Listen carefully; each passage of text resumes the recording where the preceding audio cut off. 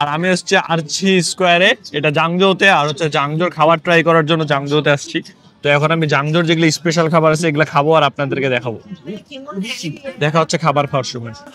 আপনারা যারা হচ্ছে মুসলিম খাবার নিয়ে টেনশন করেন যে চায়নাতে মুসলিম খাবার আছে কিনা, আমার পাশে এই দোকান থেকে শুরু করে পুরাটাই যাচ্ছে, যেটা দেখতে পাচ্ছেন এইখানে ওই মাথা পর্যন্ত, ওই পুরো মাথাটাতেই হচ্ছে সমস্ত কিছুই হচ্ছে মুসলিম এখানে।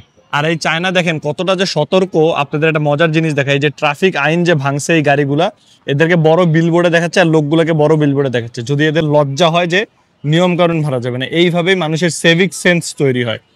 আর আমাদের বাঙালিদের সিভিক সেন্স তো সেই লেভেলের, আর কিছু বলার নাই আর কি। একটা উন্নত জাতি তৈরি হইতে অনেক সময় লাগে, আর এরকম ছোট ছোট পদক্ষেপের মাধ্যমে হচ্ছে উন্নত জাতি তৈরি হয়।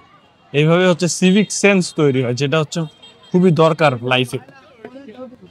তো আমি আপনাদের দেখাবো যে মুসলিম খাবার খায় জাংজোতে।